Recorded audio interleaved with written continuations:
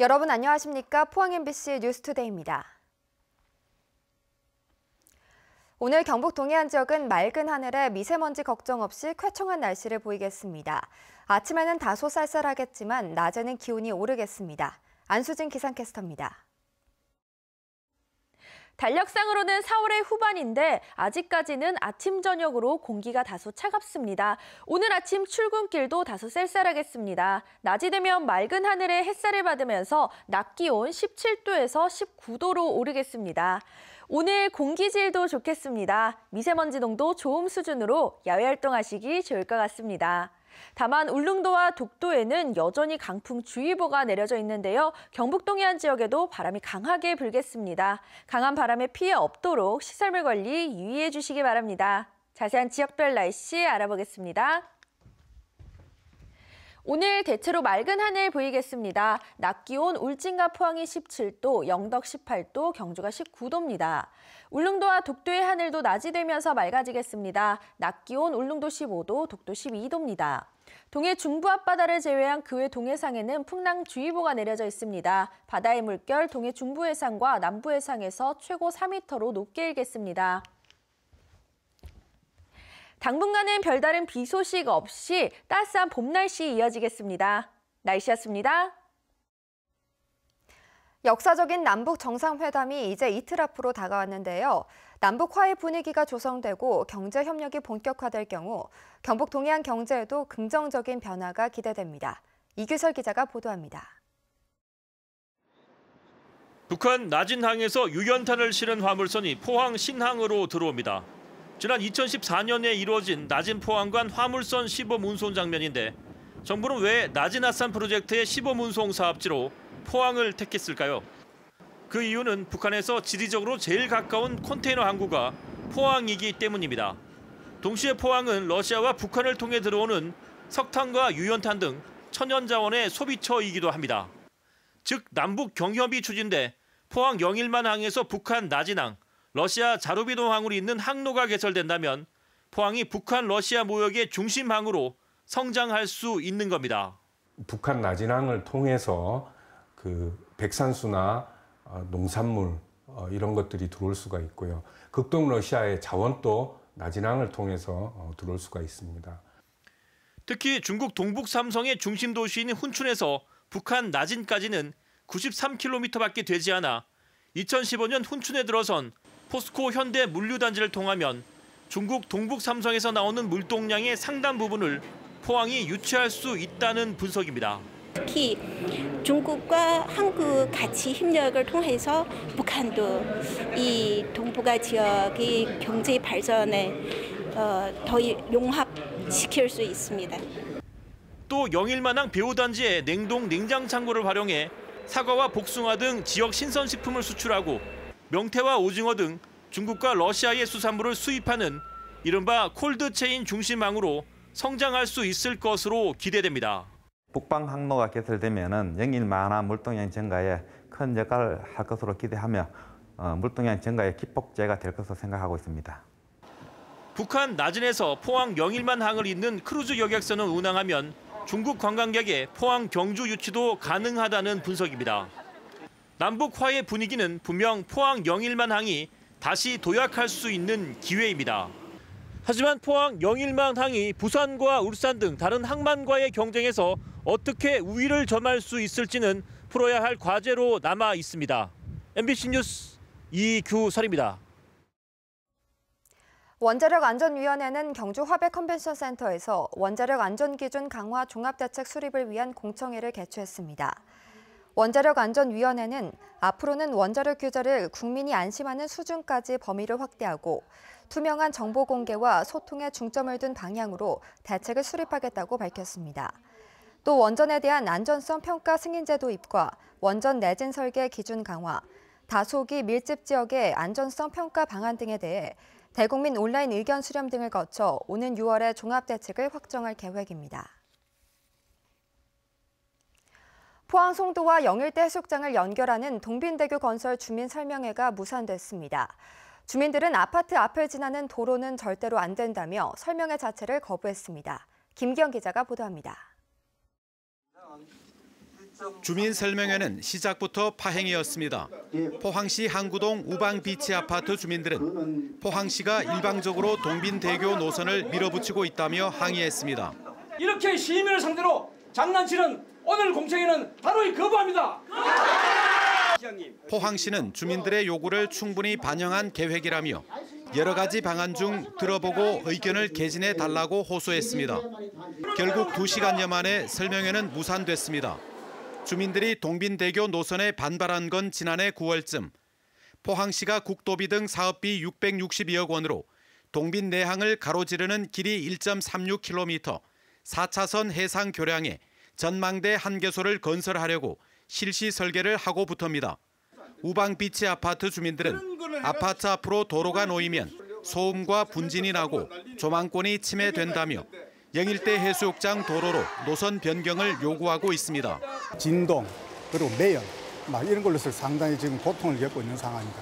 여기에다가 그 도로 위에 고가 도로 형식으로 다리가 건설된다는데 포항시는 아파트가 가리지 않도록 도로 높이를 낮추는 등 주민 의견을 반영했다며 합의점을 찾자고 설득하고 있습니다. 당초 기본 설계에서 주민들의 의견을 일정 부분 반영이 되었습니다. 그리고 주민뿐만 아니고 어민의 상가번영의 해경 항만청 의견을 반영해서 그린 그림입니다. 포항 남쪽과 북쪽을 대표하는 송도와 영일대 해수욕장을 이어 관광을 활성화하고 시가지 통행 편의를 제공할 동빈대교지만 특정 지역 주민의 희생을 강요할 수는 없어 진통이 길어지고 있습니다. MBC 뉴스 김기영입니다. 영덕 원전 건설 백지화에 따른 정부의 특별지원금 회수 절차에 반발해 영덕 주민들이 어제 서울정부청사를 항의 방문하고 시위를 벌였습니다. 영덕 발전소통위원회원 등 주민 30여 명은 특별지원금은 피해를 입은 영덕 군민들을 위해 쓰여져야 한다고 주장하고 정부는 원전 백지화에 따른 후속 조치를 취하라고 촉구했습니다. 한편 강석호 의원과 이희진 군수는 어제 열린 산업통상자원부의 주변 지역 지원사업 심의위원회에 참석해 정부의 원전 정책을 비판하고 지역 발전 방안을 마련할 것을 촉구했습니다. 창사 50주년을 맞이한 포스코가 새로운 포항의 미래를 열겠다며 최근 상생협력 투자 계획을 내놨습니다. 지진 등으로 침체된 지역의 경쟁력을 키우는 데 함께 힘을 모으고 환경 문제 해결에도 적극 나서야 한다는 지적입니다. 장미쁜 기자의 보도입니다. 포스코와 포항시가 창사 50주년을 맞아 이달 초 상생협력 양해각서를 체결했습니다. 포항 블루벨리 국가산단 산업용지 매입과 방사광 가속기 등 첨단 장비를 활용한 바이오 산업 투자, 지진 재건축 사업 참여 등의 내용이 담겼습니다. 단체장들이 포스코의 일정액을 기부금 형태로 요구한 뒤 자신의 치적 사업으로 만들어온 기존 관행에서 벗어난 새로운 시도입니다. 과거 포스코는 포항 운하와 테크노파크, 문예회관, 보건소 신축 사업 등을 지원했지만 그때마다 일회성 지원에 그쳤습니다. 이 때문에 이번 투자 계획은 장기적 관점에서 포스코가 지역의 산업 기반을 육성하는 데 직접 참여하는 새로운 상생의 모델을 제시하고 있습니다. 이 소재 사업을 포항시와 같이 한다는 이야기는 저희들이 앞으로 남은 50년이 아니라 앞으로 가는 50년에도 포항시와 함께 하겠다는 그런 굳은 의지를 갖다가 표현하는 거라고. 또 시민들의 불만이 높은 환경 문제에 대해서도 포스코는 2020년까지 미세먼지 저감 환경 개선 사업을 약속했습니다. 포스코 창립 이래 50년간 묵혀왔던 환경 문제를 이번 기회에 원점에서 되돌아보고 근본적 대책과 가시적 성과가 나오길 시민들은 기대하고 있습니다. 환경오염과 주민 건강에 대한 근본 대책을 마련해야 됩니다. 지난 50년 동안 한 번도 하지 않았던 환경오염 실태조사와 주민 건강 역학조사를 시작해야만이 이와 함께 포스코와 포항시의 상생협력 약속이 형식적인 헛고에 그쳐서는 안 된다는 지적도 제기되고 있습니다. 20여 개 포항 지역 시민단체는 최근 포스코가 1,000억 규모의 과학문화 복합시설을 서울시에 건립하기로 한 데 대해 지진으로 시련을 겪고 있는 포항 시민들을 외면한 처사라며 비판의 목소리를 높였습니다. 창립 50주년을 맞이하는 포스코가 서울시에 수천억 원의 자금을 투자하면서 포항 시민들은 지금 실망에 분노하고 있습니다. 지나온 50년을 넘어 포스코와 포항시가 새로운 상생의 100년을 준비하기 위해서는 생색내기나 구색 맞추기에서 벗어나 미래지향적인 발전 방안을 함께 모색해야 할 것입니다. MBC 뉴스 장미품입니다. 문화재청은 출토 지역과 제작 기법 등을 둘러싸고 논란을 빚어온 신라시대 보물 제455호 금 귀걸이의 명칭을 재정비합니다. 보물 제455호 금 귀걸이는 당초 노서동에서 출토됐지만 형태와 제작 기법 때문에 지난 2009년 경주 황호동 금 귀걸이로 명칭이 정해졌는데 학계 연구 결과 경주 노서동 금 귀걸이일 가능성이 높아 새롭게 명칭 변경을 추진한다는 계획입니다. 6명의 후보가 각축전을 벌이고 있는 경북교육감 선거 소식입니다. 보수 후보의 단일화 논의는 소강 국면인 반면 후보별 공약 발표와 정책 대결은 점차 치열해지고 있습니다. 홍석준 기자의 보도입니다. 후보 간 의견차로 보수 단일화 움직임이 주춤해지면서 경북교육감 선거가 구도 싸움에서 정책 대결로 바뀌고 있습니다. 특히 이례적으로 보수 후보들이 주도하는 무상교육 공약 대결이 눈에 띕니다. 안상섭 후보는 무상급식을 고교까지 넓히고 무료 공립학원을 확대하는 등 학부모들의 교육 부담을 줄이는 공약을 내놨습니다. 이경희 후보도 경영이 어려운 사립유치원을 공립으로 전환해 무상 유아교육 실현을 앞당기겠다고 밝혔습니다.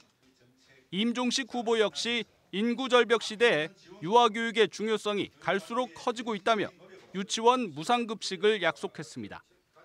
반면 같은 보수 진영의 김정수 후보는 이 같은 공약을 복지 포퓰리즘으로 규정하고 단계적, 선별적 무상교육을 제안했습니다.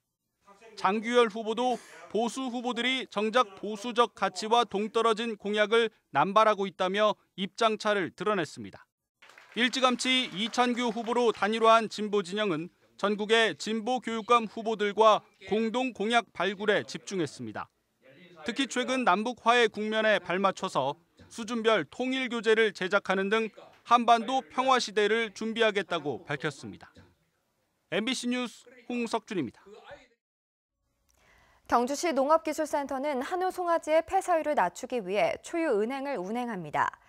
초유은행은 젖소의 초유를 수거해 저온 살균 등의 단계를 거쳐 오는 6월부터 한우 송아지 3,000마리에 공급할 예정입니다. 전국의 최대 한우 산지인 경주에서는 연간 3만 마리의 송아지 가운데 7%인 2,000마리가 초유를 제대로 먹지 못해 폐사하고 있습니다. 자기 사람을 심기 위해 무리한 공천을 하고 있다. 이 자유한국당 공천을 바라보는 지역민들의 평가입니다. 초선 의원이나 최근 당협위원장이 바뀐 곳에서 공천의 잡음은 더 심합니다. 보도에 박재영 기자입니다. 자유한국당 경북도당은 공천 발표가 시작된 뒤 매일같이 불공정 공천을 성토하는 농성장이 돼버렸습니다. 경주와 경산, 의성, 영주, 청송, 김천 등에서 공천 탈락 후보 지지자들이 몰려 상복을 입는가 하면 단식까지 하며 불공정한 공천을 규탄하고 있습니다. 아직도 정신을 차리지 못하는 제1야당인 자유한국당의 한미를 느끼고 있고 공천 초기엔 삼선 단체장 경선 배제가 갈등의 원인이었지만 막바지로 갈수록 불공정한 경선 과정이 도마에 오르고 있습니다.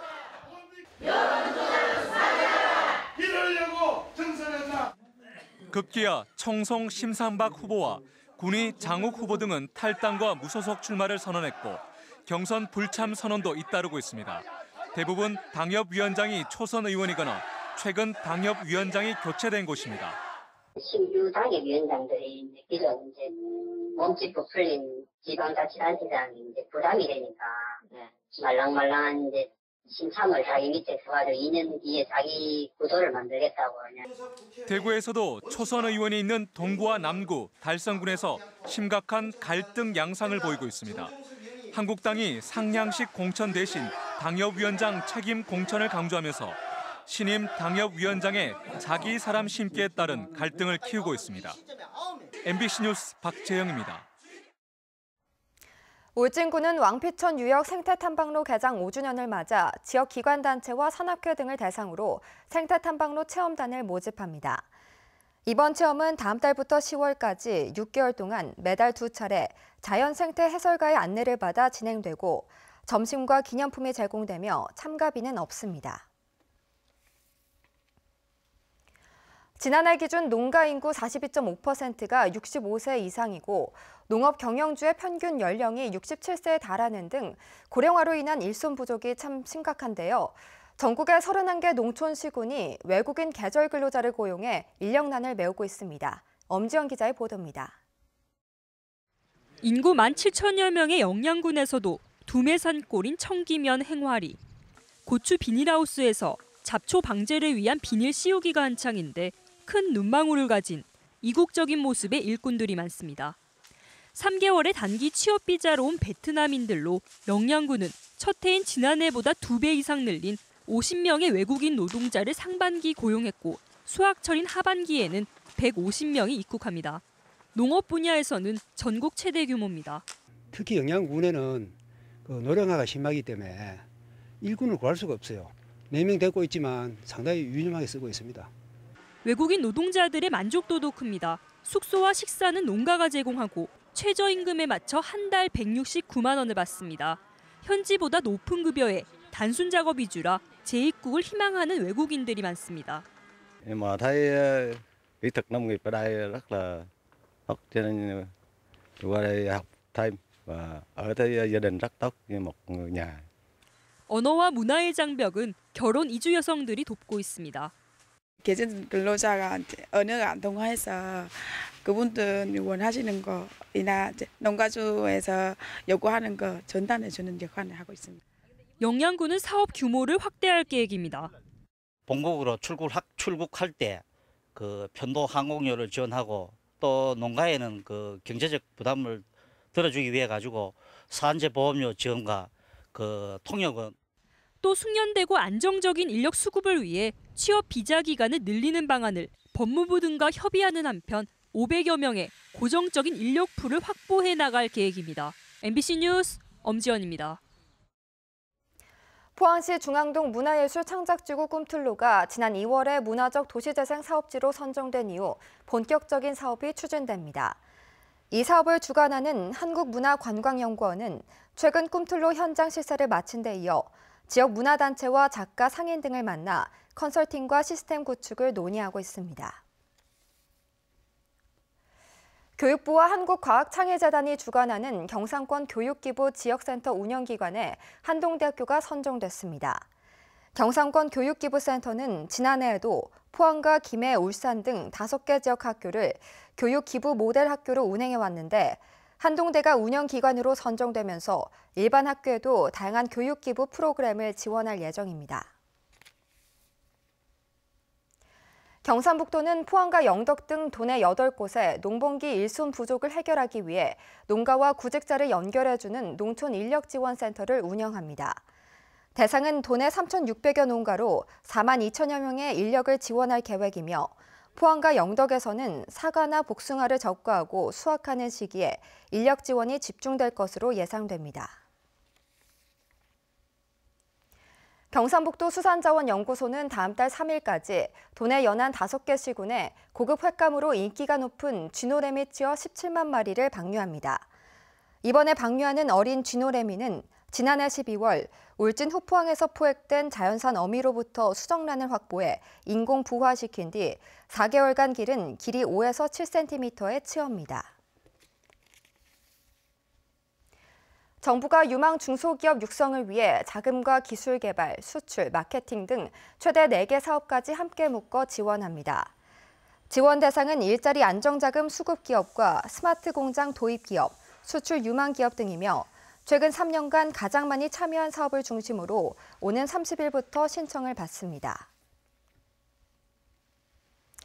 포항에 둥지를 튼 경상북도 환동해 지역본부 공무원들이 해안수산부를 방문해 동해안 전략산업 예산을 적극 반영해 줄 것을 요청했습니다. 경북도의 내년도 해양수산부 관련 사업 예산은 모두 2,540억 원으로 전년에 비해 1,200억 원 늘었으며 주요 사업 내용은 강광 개발 사업과 후포 마리나 항만 개발, 연안 침식 방지 사업 등입니다.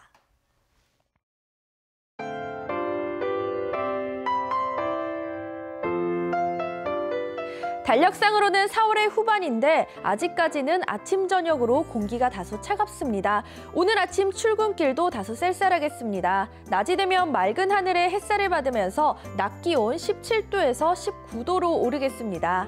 오늘 공기질도 좋겠습니다. 미세먼지 농도 좋음 수준으로 야외 활동하시기 좋을 것 같습니다.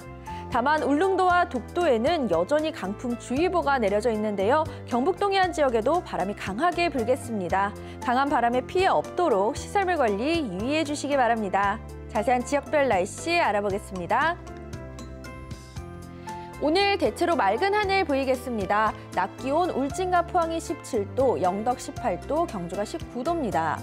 울릉도와 독도의 하늘도 낮이 되면서 맑아지겠습니다. 낮 기온 울릉도 15도, 독도 12도입니다. 동해 중부 앞바다를 제외한 그 외 동해상에는 풍랑주의보가 내려져 있습니다. 바다의 물결 동해 중부 해상과 남부 해상에서 최고 4m로 높게 일겠습니다.